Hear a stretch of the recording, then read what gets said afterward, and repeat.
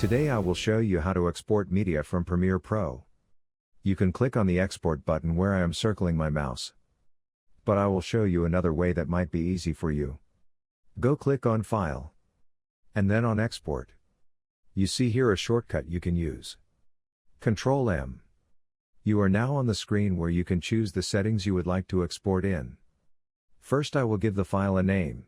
I will just call it movie for now.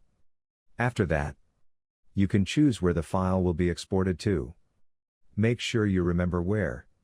I just exported to my desktop. I suggest you keep the preset at high adaptive bitrate.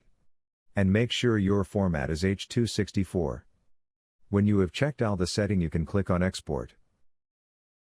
Did you find this video super helpful? Then don't forget to like and subscribe. If you have any questions, you can ask them below. I will leave a comment or I will just make a video about it. Thank you all for watching.